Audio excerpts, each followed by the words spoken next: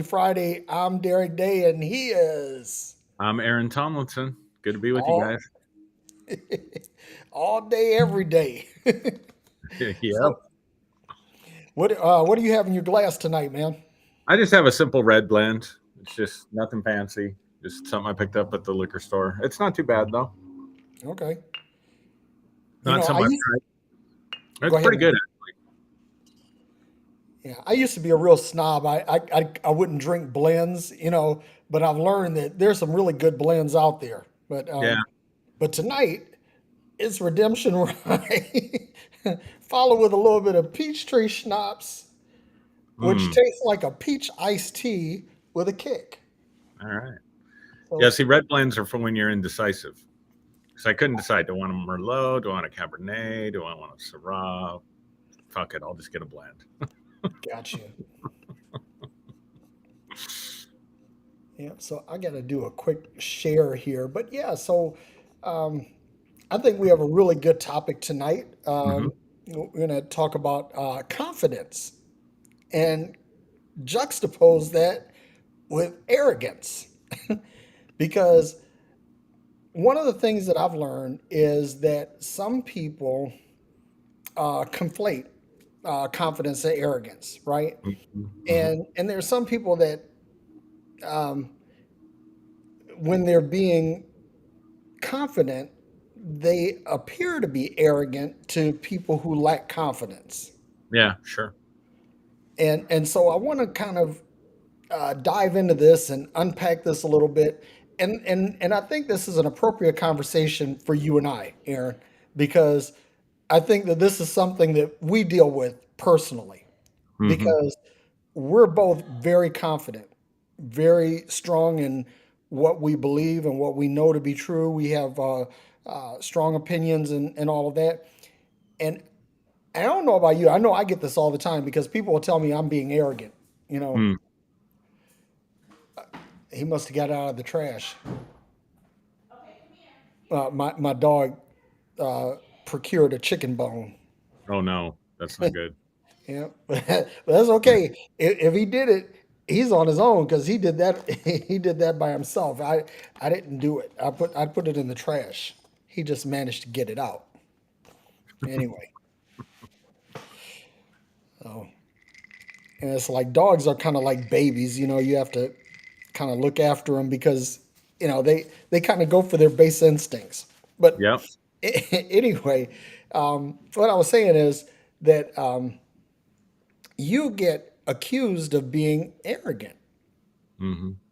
I mean, I know I do, and I'm pretty sure that you do. Hmm. And what I want people to understand is that confidence, especially when it's well grounded, well Right. founded, well Right. sourced, it's not arrogance. It's just simply being sure of what you believe. I mean, you Hmm. you are you have a degree of certainty about what you believe. So that's the point where I'll kick it over to you, man. That's my Yeah. introduction, and I'll kick it over to you. Yeah, I think you hit the nail on the head when you said well grounded and well sourced. Because for me, the difference between confidence and arrogance is bullshit. Yeah. so, so arrogance is oftentimes it's a mask for insecurity, right? It's a mask for it's the opposite of confidence in some ways because you don't have it well grounded, well sourced. So you make up a story that you tell yourself to feel better about yourself, and then Mm, you start telling everybody else that same story. dude, that that's something right there. Yeah. And whereas if you're really confident, you don't need arrogance. Like arrogance is only for the insecure. Yeah. So what's the difference? So arrogance is the bullshit that you tell yourself. And we have to do this when we're younger, you know? I mean, when you're in your 20s, you don't have a lot of necessarily you haven't developed a lot of skills or won a lot of victories or you don't have a foundation that you can look back in your history much, you know, maybe if you come out of but you know, even people that come out of high school because I deal with them every day, right? Yeah. Even people that come out of high school or college and that let's say they were athletes, they were, scholars, maybe both. That's a good foundation to have. But the real world is so different from that. I mean, every year in May, without exception, April, May, I start getting these senior athletes that start coming in. It doesn't matter what the sport is. But, if you're playing, even if it's, Division II school like the one I work at, you're pretty good. You've always been good. You've been sought after. You've got a scholarship. You've started. But that's been your whole social currency. Yeah. Like in school, that's been your whole identity.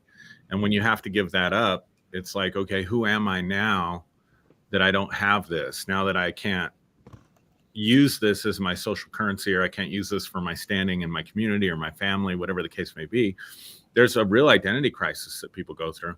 Because again, when you're younger, you just don't have the foundation of dealing with life from which real confidence springs, right? So real confidence comes from effort. Real confidence comes from accomplishments. It comes from developing skills. And so when you're confident, you just know who you are, right? You know what you can do because you've done it. Yeah. Like I remember John Gruden telling Tim Tebow that he had a lot of potential, but all potential meant at that level was you hadn't done it yet. Wow. And that's always stayed with me. I love that. Potential just means you haven't done it yet.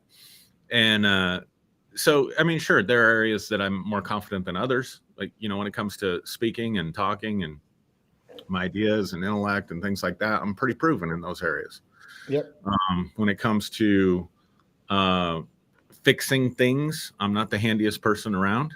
So, if I have to take on a home project or something, I'm not as confident. But that's genuine, right? Like I'm not going to sit there and tell myself some bullshit story that I've got it all down. And I think that's one of the ways for people, if they want to discern, is somebody arrogant or is somebody confident? Are they confident in every area of life? If they're confident in every area of life, then there's probably some bullshit there. Yeah. Because we all have strengths and weaknesses, right? So a confident person can admit their weaknesses, can ask for help, can own their mistakes, that kind of stuff. Whereas an arrogant person, they kind of lose themselves in the bullshit. Yep, agreed. And another thing too is that one of the things that I've learned is that when you have confidence tends to be edifying to people around you, right? Yeah. Arrogance tends to subordinate, or it subjugates. It puts people down. It's condescending, right? Yeah, such a good point. And that's something that I've learned. And I'll say this, moment of complete transparency, that I have been arrogant. I've been arrogant, especially about some areas that I know. And I'm going to share a story because I like sharing stories. But I was 12 years old, and one of the things that I used to like to do, I'd go to the library, and I'd get like the Chilton's auto repair guides, and I look through them. And the thing that I was really interested in were things that were off the beaten path. So my uncles, my stepdad, they had this thing like on Saturdays, like all these guys would show up like right around noon, and they would mostly play dominoes, play cards, drink, smoke weed, but occasionally they'd fix some cars. Like somebody would come in and their brakes were squeaking, right? And they said, "Oh, we need to fix your brakes, man." And there was an auto parts store right around the corner, so you could go and get parts and all of that. Well, anyway, one of my Uncle Bob's friends, guy's name is Booney, and Booney had bought a 1974 Lincoln Continental Mark IV. And the very special thing about this car, Aaron, is that it had four-wheel disc brakes, which that's common now. But in 74, 75, that was exotic, right? And so Booney pulls up in his, he'd had this car a year, but he's driven it everywhere. So he's racked up a whole bunch of miles. And he pulls up, his brakes are squeaking. So the guys are all like, "Oh, we put on some jack stands. We're going to change these brakes, while we smoke a little weed and, drink a little booze," right? And so they get the car up and they get the wheels off, and they're like, "Oh, fuck." This car has disc brakes. Well, everybody knew how to change brakes on drum brakes. You take the drum off, you Hmm. take the springs out, take the shoes off, and, take out the master cylinder if you need to. All of that. Changing brakes, right? But Hmm. nobody knew how to do this. And here was the funny thing is that they knew how to change disc brakes on the front, but the way the piston worked on the back brakes, it was like a screw. It wasn't like a compression. The piston screwed out and engaged the brake pad against the rotor, right?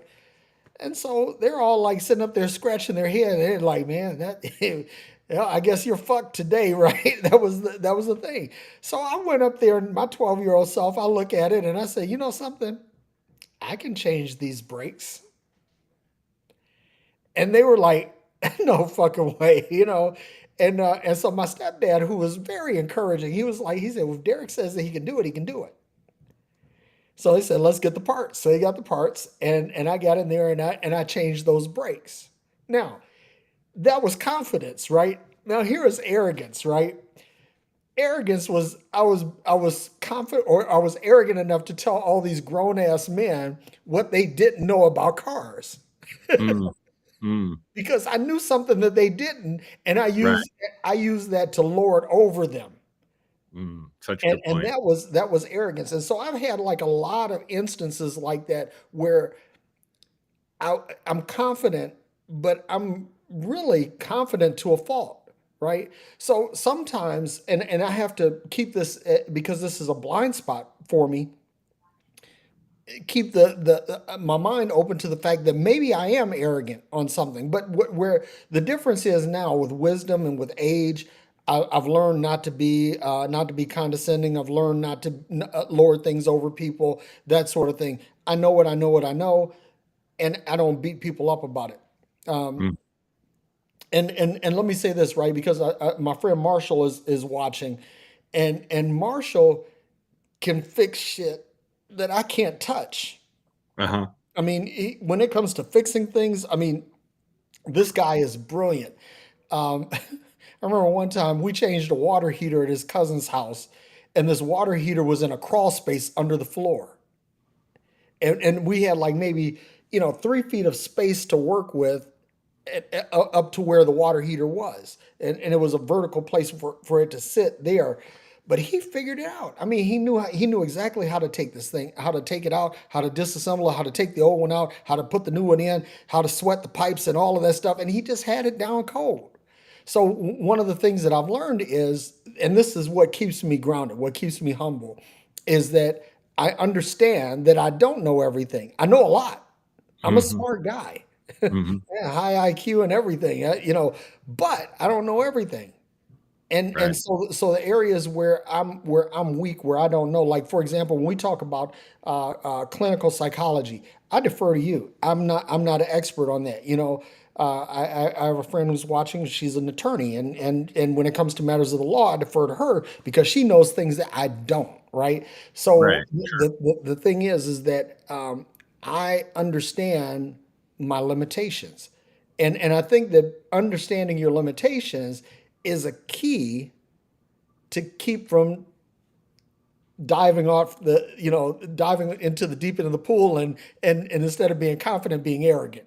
So Yeah. that's where I'll stop and take a drink. Yeah, for sure. I like what you said there about how you feel when you're around a person, or how you are you conscious of how you're making other people feel. Yep. Like I learned early on, there were certain areas where if I talked about it too much because they were strengths of mine, that it would make people feel insecure around me. And so I didn't feel the need to put that stuff out there, Mm. because and I think this is also where, like, if you've resolved a lot of that inner turmoil, because insecurity, right, or lack of confidence or lack of arrogance, you could have both, right? You can have lack of confidence and lack of arrogance, and that's usually the byproduct of some kind of internal struggle that you're having with yourself on the inside.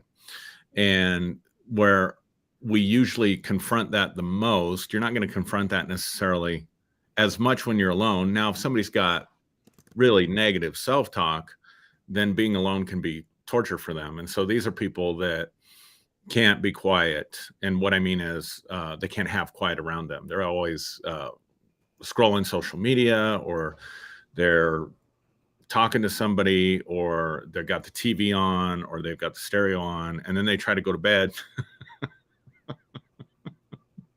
And it's difficult for them because all that negative self-talk starts, it's like they're drowning it out with noise, right? So I always have noise on in the background. I always have something going so that I'm not alone with those thoughts, like busy hands, quiet mind kind of an idea, right? And so when you're confronted with that, other than maybe when you go to sleep, is when you're with other people and you're worried about how they're judging you. You're worried about what they're thinking about you. And so it's almost like this hyper alertness to how am I coming across? How am I being perceived? How am I being seen in this group? And that's all something that we need. We all need to have, you go back to something as basic as Maslow's hierarchy of human need, which is a psychological model for people that don't know, that steps your needs. If you're struggling to survive financially, then that's all you're thinking about. But eventually you get to the point where your social needs are important. How you're being perceived and taken in the group that you're with is really important. And so if you're not confident, then you're worried about that. You're thinking about that. You're analyzing everything that you're doing as though you were the other person, wondering how they're thinking about you and how they're judging you. And that means that you're not aware of them. You're not really seeing them because you're only conscious of yourself, right? And so this is where arrogance can step in as a mask, because I'm only thinking about how you perceive me, and I want to be perceived as important because that's important to my emotional needs. And so I don't really see you. I don't really think about you or what you're experiencing or what you're going through. So, and then that's when the bullshit starts, right? Like I may try to puff myself up. I might name drop people. I might talk about my accomplishments. I might talk too much about myself because all I'm thinking about is myself. Yeah. And so that automatically, as a byproduct, causes the person or people in the group that you're in to feel diminished, unless, one caveat to this, and we see this in our political system today, unless you also think so lowly of yourself that you're impressed and you want to get close to that person and you want to live vicariously through that person, which is something that I had to deal with a lot in ministry. Most of the people that were my friends in ministry turned out not to be my friends. They turned out not to be trustworthy. And it, in hindsight, most of it was, we're just trying to get close to you because that makes us feel important. That makes us feel good. That makes us feel confident. And that's different, right, than expressing a confidence that brings out confidence in other people. And so one of the things that confidence empowers you to do is to stop thinking so much about yourself and be able to put focus and attention on other people, think about their needs, think about what they're experiencing. That allows you actually to come across more genuine and better because you're having empathy about how you're coming across. So in other words, you're thinking about how I'm coming across in terms of empathy for the other person, not how am I coming across so I can get my own needs for self-esteem and self-confidence met. Does that make sense? Yep, makes perfect sense. And I want to throw something out here too, because you have confidence that you develop from within. Yeah. You talked about experiences, knowledge, accomplishments, and those things all go into the hopper, the matrix of your confidence. But what about people who give you confidence? Because that's a part of life too. Because like, Very important. when I was growing up, I have family members that used to say things to me that I think were designed to shake my confidence. Mm-hmm. But then I had people in my life, I talked about my stepdad, who was very encouraging. It was like his thing was always, well, if Derrick said it, it's probably right. You can run with it. And so I want to talk about that for a minute, like, and how that's good, and also how we can become too reliant upon it, right? Because when you're depending on the praise of others to basically to give yourself identity, or to bolster your identity, what are the dangers, the pitfalls of that? That's a professional question I want to kick to you. Yeah, state that one more time for me, just so I'm really clear, because Yeah. So it's basically when you're seeking, or you're looking to externalize your yeah, confidence. got it. Yeah, So you become too dependent on. yeah. Yeah, that's called codependency, right? See, there you go, man. I knew But you'd have the term for it right away. that, that's, but I mean, really, like, there are people who never connect with their internal resources. They never really connect with themselves. They never really, um, like, the way I would say this is, there are people who have to use others, and I'm not saying this judgmentally at all. Um, I'm just stating a fact, an observation. There are people that have to use others to emotionally regulate themselves. So this is the person who struggles with anxiety, and they need to get their friends around them, or they need to talk ad nauseum to somebody about what they're anxious about. And then that person gives them reassurance. That person lets them get it off their chest. That person gives them encouragement. And then the next day they have an anxiety attack, or half a week later they have an anxiety attack, and they're calling you again. And they're they're rehearsing the same story. They're rehearsing the same stuff. And you try and encourage them again, and then they feel pretty good. And if you get in a relationship with someone like that on any level, friendship or intimate relationship or whatever, work relationship, could be anything, right? Could be a counseling relationship. I've had clients that were like this. And so what happens is, you can feel like you're pouring into an empty bucket. Mm. Or, I don't know if you've ever met people. You remember the old Teflon pans? Remember when Teflon pans came out? So Yep. nonstick pans, right? Um, it can feel like, you can throw 1,000 words of encouragement at this person, and it just, they got a pan up to try to catch it, and it just slides off like Teflon, right? Yep. And one little bit of criticism, and they got the catcher's mitt out, right? They're ready to catch that pitch and look at it and fixate on it and stuff like that. Well, these are just simply people who never learned how to internally emotionally regulate themselves, how to internally regulate. We have to regulate our self-esteem. We have to regulate our self-confidence. I mean, I can't go into a situation where I know I'm not going to do well, or I know I don't have a skill set for it.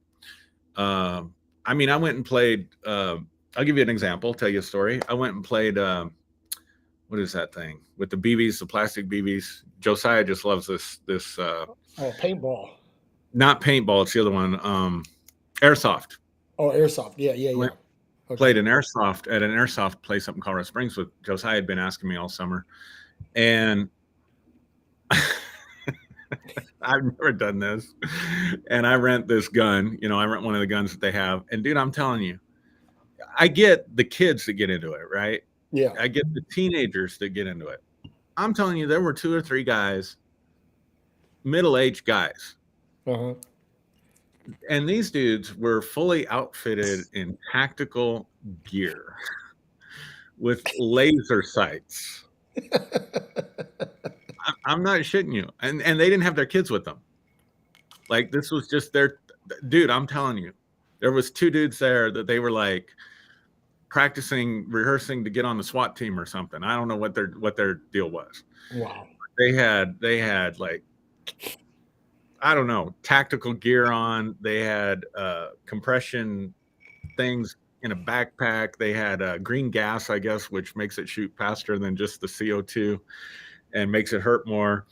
And so I go out there, my little self, and I'm getting pummeled, dude. I'm getting killed by 10-year-olds, 8-year-olds, and then 40-year-old Airsoft Rambo is kicking my ass. And I remember the matches are only 10 minutes, right? And I'm in there for 10 minutes, and those suckers hurt, especially if you don't know what to wear, right? And so Yeah. I came out of there bruised. I still have a knuckle that where I got hit that it still hurts today, and it's been Wow. like 6 weeks. And I'm like, I must have done some real tissue damage or bone bruise or maybe even cracked that sucker when that 40-year-old son of a bitch was just pouring down on me with Meal his Team 6. green gas. And I remember I'm just like I'm ducking down trying to survive, and I text Julie and I said, "This I'm in hell. I'm literally I have found hell. Everybody that said hell didn't exist. We all lied. I'm Hell gonna exists on the airsoft court. have to go mea culpa, right?" So my point is, I could have, and even my kid was laughing at me, right? And so even Josiah, 10, 11 years old, he's laughing at me. So I had to regulate my self-image. You know what I'm saying? Like Mm. I could have, and this is the kind of person that I'm talking about sometimes. Like if you don't have it from within, if you don't have those resources from within, I could have totally gone down a rabbit hole of who am I? Why am I here? I could have had a full-on existential crisis.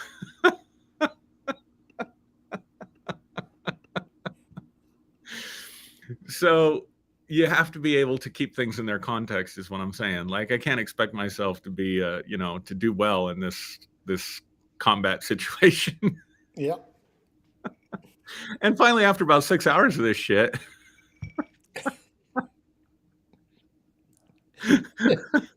I got to where I was enjoying it and having fun.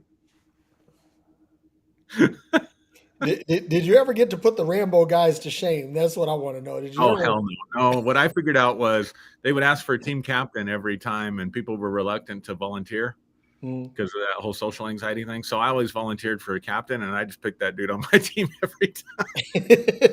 If you can't beat them, get them on your team.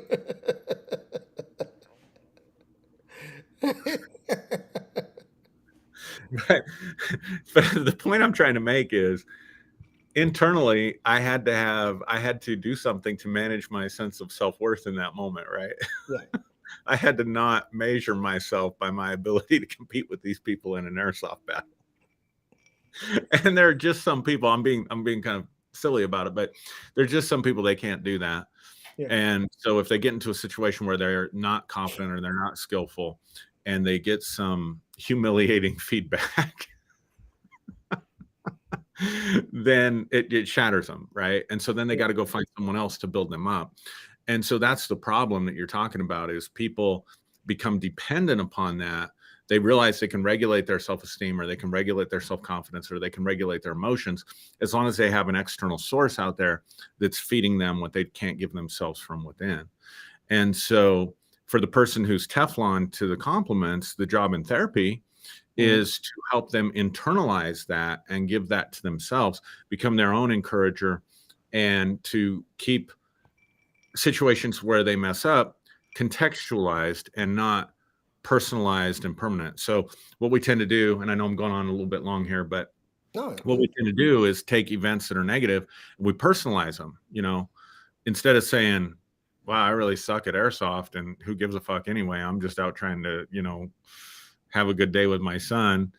Um, or what kind of dad example am I setting because I'm getting my ass kicked by these 8-year-olds? And I could have made that personal. I could personalize it, right? Like, oh Yeah. my God, and then I could have made it permanent. Oh, I just suck in every area, you know what I mean? Or I could go spend $2,000 on a bunch of airsoft equipment and start target practicing or whatever. But why the hell do I want to do that? Yeah. Just to prove to myself I could do it. So those are situations where if you can't internally regulate yourself, you end up dependent on other people to do that for you. And that's not a good place to be for you. And it's not a good place to be for them because you're going to wear them out. You're going to completely wear them out. And they're not going to want to see you coming. Yeah. They're not going to want to see you in the room. They're not going to want to ask you how you're doing. They're not going to want to answer your phone calls. And you're doing that. You're creating that situation by being externally dependent. And that brings up a really interesting point because one of the things that I do like and when I'm coaching people is I try to tell them, identify your strengths, focus on your strengths, and have confidence in what you're strong in. Because what that does is that creates a wellspring inside of you of confidence that is irrespective of any external confidence or external supply of confidence. So here's an example. There are people who they've been, for whatever reason, they've been beaten down. They feel defeated. They feel deflated. They and what's funny is that when you drill into anybody's life, when you really double click onto someone's life, Hmm. you're going to find things that they're good at. Hmm. Everybody's good at something. Right. Everybody's good at something. Nobody is bad at everything. Nobody, right? So the thing is that what a lot of people miss their strengths or misidentify their strengths. Mm. And then what happens is that when they minimize, misidentify their strengths, what happens is that they allow external forces to take away their confidence. Because just like someone can give can bolster your confidence, people can Right. take your confidence away. It's like I I was having this discussion with a friend that and I see this all the time with really extraordinarily beautiful women. I mean, I'm going to pick on that, and it's probably the same for really extraordinarily beautiful men as well. But because of their beauty, people will come in and they'll try to knock them down a peg, quote Yep. unquote, right? Yep. And so what happens is they begin to the beautiful person begins to second guess themselves.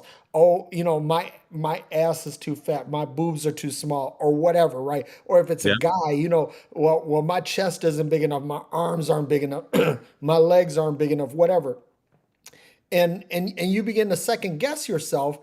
because someone has externally tried to steal your confidence. So Yep. so so that's what I want to talk about next is like we talk about confidence enhancers. Now let's talk about confidence thieves, right? Because there are these people, and this is, and again, to use myself as a story or as an example, when I was a kid, I knew things. And the reason why I knew things is because I always wanted to learn. I was always in the posture of learning.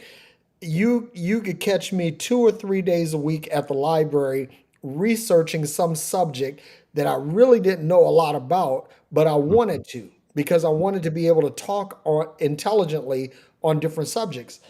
Mhm. And so I remember and God, I can't. I'm trying to think how I can say this without really causing anybody who knows the situation would know what I'm talking about. But it's this: I had relatives that came to my mom and said, you really need to put Derrick in check Mm.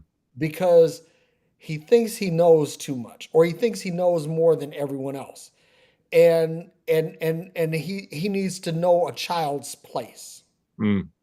right? And so what would happen is that when my mom wasn't paying attention,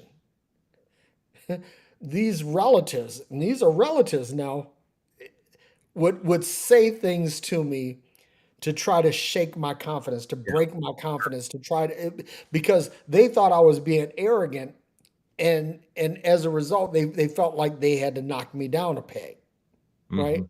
So I want to talk about we've talked about confidence builders, Mhm. external. Let's Mm. talk about confidence thieves. Yeah. A couple interesting things there. And I just want to say, I mean, I've been thinking about this all week too. Like, that's the mood of the day. Like, Mm, our culture, to me, has become so toxic. Like, everybody's looking to take somebody down a peg or share their grievances. And if you have a grievance, if you're a victim, there's always a villain. And we contrive victimhood in situations where it doesn't exist, and then we magnify it, which is a real disservice to people who are actually victims. So that's my grievance. Like, I don't like this culture. I want to help create. I've been thinking about that this week. Like, I want to help create an affirming culture, Mm, and be part of that rather yes. than this, toxic stuff we find ourselves in. But here's the interesting thing about what you're saying. It only works if the person has significance to us in our life when they're trying to steal our confidence. Mm, If we attach some significance to the person, some value to the person, some value to their opinion. So in other words, here's what I mean. If you're we've all seen it. I mean, we have a problem with mental health in this country. We have a problem with people getting resources. We have a housing crisis in this country that's crazy. And so any major city you go into of any size at all, you're going to see people either drugged out on their mind or mentally talking to themselves. The guy walking down the street, I'm sure you've seen it. I see it in Denver all the time. I see it in Springs all the yeah. time. I see it in Pueblo. He's just giving voice to everything that's going through his head, right? Just talking to himself and just thinking out loud. If that person comes up to you and says, you're really a piece of shit, and I think you're stupid, and you're really fat and ugly, you're not going to like that, but you're probably not going to go to therapy over that. You know what I mean? Yep. But a relative, like what you're talking about, somebody that has value in your life, Hmm. peers that you want to say you want to get into a peer group, coworkers, your boss, Your parents, certainly, spouse. your spouse, people that you attach significance to, and they come up and say the same things to you, well, now you got a real problem. You got a real issue. Yep. And so it's not as easy to just say, I'm going to ignore what that person says, because as much as we'd like to think we can be an island, we can't, because we have these social emotional needs, right? Yep. So the real power for somebody to take away your confidence is the significance that they hold in your life. And that also is an internal process. It's the significance that you give to that person. And so some of the work may be, if somebody really significant to you tears you down, you're going to be messed up for days. Yep. And you're going to be combating those thoughts in your mind. And you may try to combat them with positive statements, positive thinking, inspirational videos. But again, if somebody important to you comes and says, you're really a piece of shit, Tony Robbins ain't going to help you much, Come on, man. because he just doesn't have the significance. Aaron and Derrick maybe ain't going to help you so much because we don't have the same significance. We're just, talking heads at the end of the day to you. You see what I'm saying? Yeah, So you man. have I need my organ to hit you in C sharp right there. Yeah, so you have to manage that significance. So that's what I would say about that. And that's the funny thing, like about significance, right? And I'm gonna share another story, right?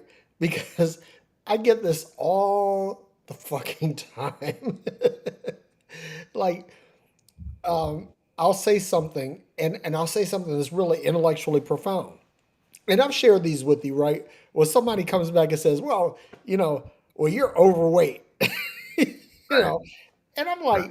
like, here's the thing. Yes, clinically, I'm overweight. I'm okay, and I'm okay with that. I mean, I'm doing things to work on that to change that, but that doesn't identify me. And Right. so as a result, I'm not troubled by it. And that's the funny thing is that people will try to attack you at the area where they think you're the most sensitive. Yes. That's the culture I'm talking about that we live in. It's Yeah, terrible. it is. I mean, rather than exchange ideas Hmm. or talk about what the issue at hand is, you resort to ad hominems, and that reminds me, Aaron. We've been talking about this for 3 years. We need to do a show on logical fallacies. We do. Yeah, it was one of the first things we talked about doing, and I don't think It, we've ever done it. it is. I mean, That and the Bill of Rights. We were going to take each one of the Bill of Rights. yeah, yeah, Those down. absolutely. I mean, but that's the thing is that if you, to your point. that if you assign some value to an opinion or to a person, then that person's opinion has some impact or influence over you. But for when you're able to filter that out, Mm-hmm. and this is and so going back to the original premise, arrogance versus confidence or confidence versus arrogance, is that when people realize that they can't shake me on the area where they think I'm weak, now their next I mean invariably their next response is, oh well, you arrogant fucking prick. Because you can't break me down with an ad hominem. Right. So now immediately I've gone from being confident to arrogant in their mind. Right. And so I guess what I want to drill into here is, you talked about the culture of people trying to find vulnerabilities, Mm-hmm. people trying to find the soft spot, where and it's funny because people, I really believe that people going into life, I mean, not just social media, but they go into life looking for the vulnerabilities of others to Mm-hmm. try to find the place where they can cause hurt or harm. Mm-hmm. So let's talk about that for a minute.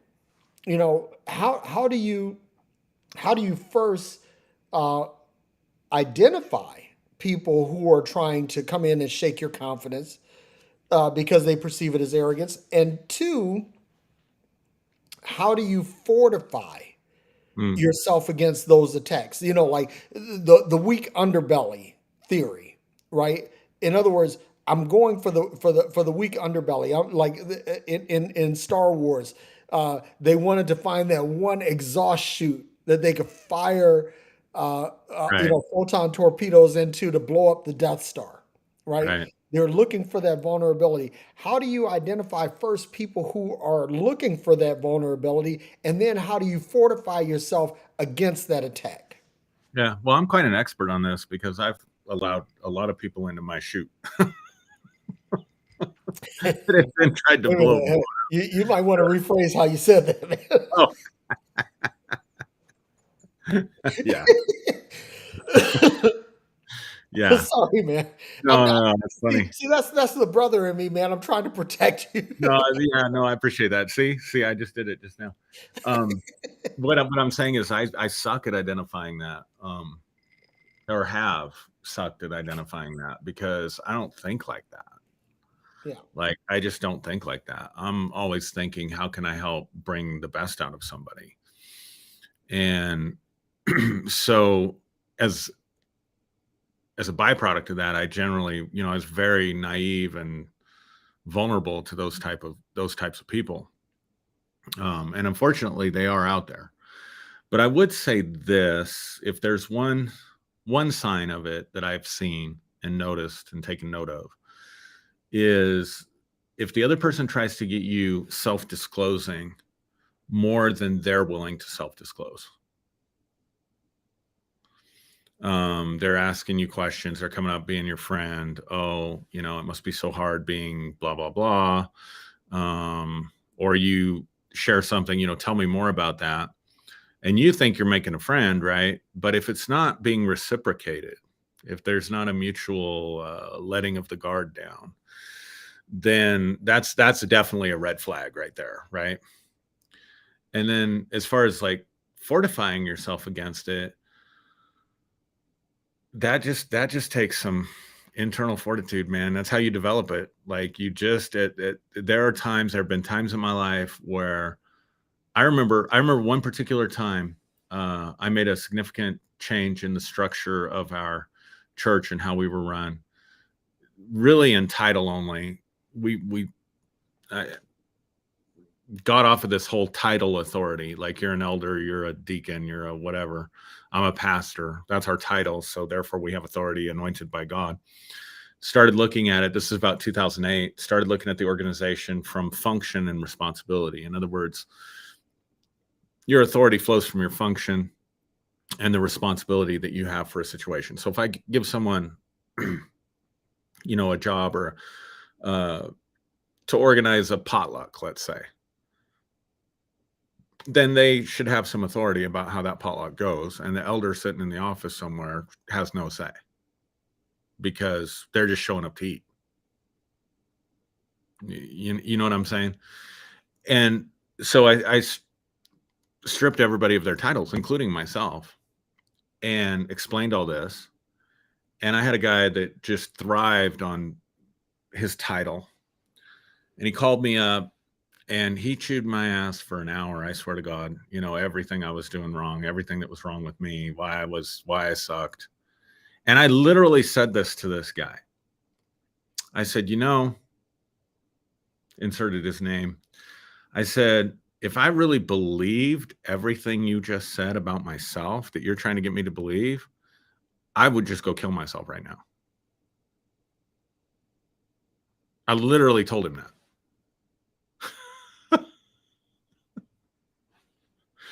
So you just have to get to a point where you can't believe everybody's stuff about you. You just can't. You have to at some point exalt your own opinion and idea of yourself above other people. And that can sound arrogant, but you're not doing it as a general all the time kind of thing. You're doing it in those specific situations so that you can maintain your integrity. Oh, I can't hear you. Um, I I heard can hear you. something today that really really resonated with me, and it really resonates with the subject, right? That if someone isn't feeding you, hang on, let me make sure I get this right. If they're not feeding you, financing you, or fucking you, they don't have any sway in your life. Mm, and and that was one of the most profound things that I've ever heard. And I mean, I was today years old when I heard this, right? yeah. Because those three categories are people that are pouring something essential into your life, Yeah. right? So if they are pouring something essential into your life, and they make a comment about you, they say something that could potentially shake your confidence, or they say something that could cause you to trip and stumble into arrogance. You know, those people have some sway in your life. So what I've learned, or my takeaway from this was that if you're not feeding me, financing me, or fucking me, I really don't give a fuck about what you say about me, because at the end of the day, you hold no sway, you have no influence, you have no impact, no meaning to my Hmm. life. You Hmm. can say what you want, and that's your opinion. You are entitled to your opinion, but your opinion has I give your opinion no life in my life. Hmm. And that was a really profound thing. I mean, just really really powerful, because one of the things that I've said, like, people will say things about what I say on social media, and sometimes, and I've gotten better. I'm not as bombastic as I have been in the past. I'm not as bear poking as I have been in the past. Hmm. But people have opinions. And so I think to myself, I say, okay, is this person someone who can? So let me say this, and you've heard me say this before, Aaron, that basically the majority of people that I encounter on social media, number one, they can't affect my money in any Hmm. meaningful way, Hmm. and number two, they couldn't kick my ass in a barroom brawl. So with those two things, and that might sound like arrogance. Here's the thing. I know that I can't whip everybody's ass. I know that. I know that. But I would say that in the in the bell curve of ass kicking machines that I'm somewhere in the 90, probably around the 90 to 95th percentile. I'm up there. So I don't worry about what people say. It's like you can say what you want, but it's like you're not going to say this to me to my face, Hmm. you know. And you're not going to take you're not going to be able to do anything that impacts my income or my lifestyle in any meaningful way. So with that being said, now here's the problem with that, right? Here's the problem. And again, this is introspection talking. Because of that, it's really easy for me to slip into arrogance Mm. because I can say, you know something, I can say what I want because I know that you can't fuck with my money, you can't kick my ass. But what I've learned is that I'm not right about everything. I'm not the final authority on anything. Hmm.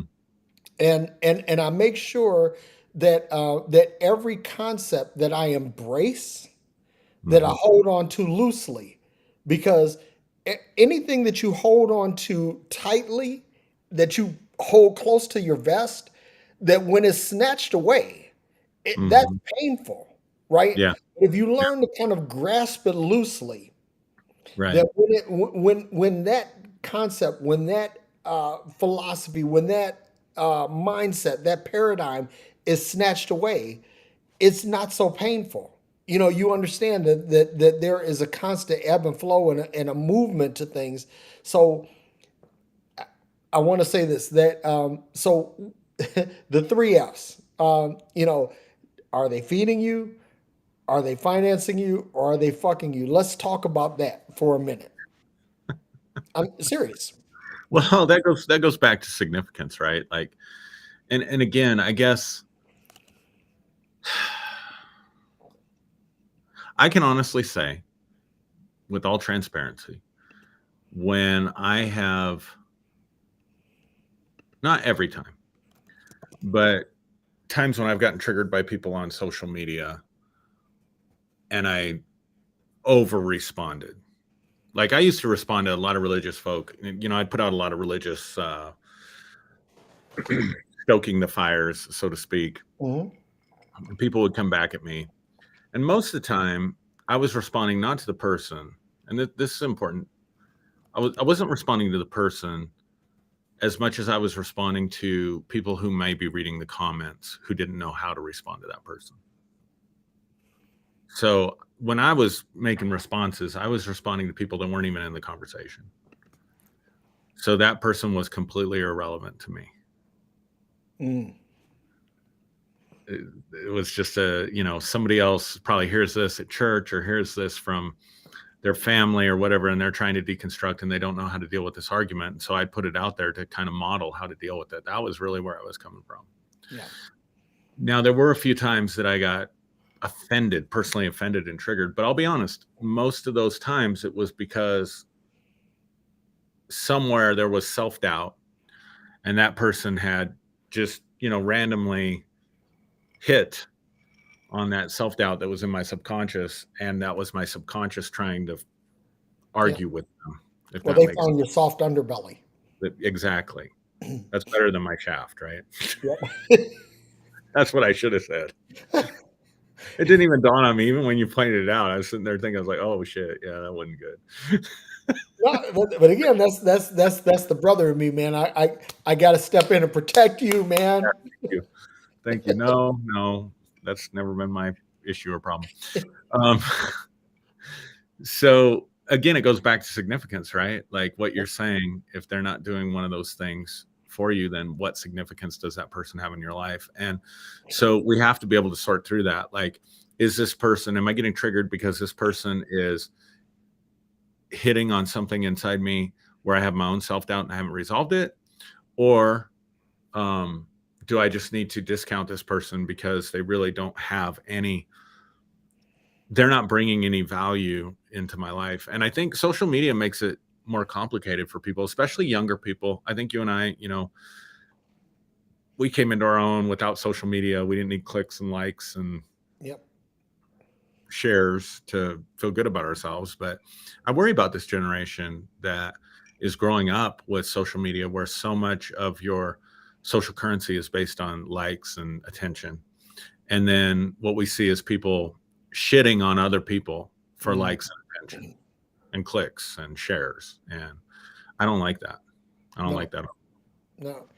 So And I don't. let me say this: like I look at my sons, and they're very engaged on social media, but they're not defined by it, because like for example, Anthony, my baby, is a big guy, and people will try to joke on his weight, and Anthony will do something like he'll go on social media and he'll do burpees. He'll do burpees. He'll do a set of burpees just to show people like, okay, you want to gig me on my weight, you can't do what I do, right? Mm, hmm. And he, in other words, his confidence is not rooted in the culture. That's good. I like that. His confidence is built in himself, and I like that. that's something that I raised my kids with, to so that they would have confidence in themselves, irrespective of the outside influences. Because I understand how bullies work. I understand how society works, and how people will try to pick on you because of some attribute or perceived flaw. And I've taught them, listen, these are not the things that define you. You are the author of your own being. Hmm. So if you're the author of your own being, then that means that no one else can rewrite your story, right? So as a result, and I say this all the time, like my sons, I call them alpha males, and I hate to call them that, um, in the framework of what people call alpha males these days, but Hmm. but these are guys that are supremely confident within themselves, and they're not arrogant. Matter of fact, I would say that none of my sons veer into arrogance, and that's not just I'm trying to say this because they're my kids, but I really believe that when I watch them, they exude confidence, but they also have a sense, they have an undergirding humility, Hmm. that they understand that they are not the be all to end all, that they're not masters of the universe and all this other shit, right? Right. Right. So, to me, and this is going to sound borderline arrogant, but to me, my sons model what I think is the best in humanity. Mm. You know, and some of that is because of me, and some of it is in spite of me, and Mm. I understand that. Right. So Yeah. Yeah. I mean, I've only had interaction with Ducey, but yeah, he's definitely confident but not arrogant. yep. Um, so yeah. So I don't know. We're coming up on an hour here, I guess. So Yeah, man. So and it doesn't look like I mean, from the comments, there's not a whole lot of comments here. yeah, um, I can put out the link in case anybody wants to join in. sure. Um, in case somebody wants to. It is a holiday weekend after It all. is. It And the is.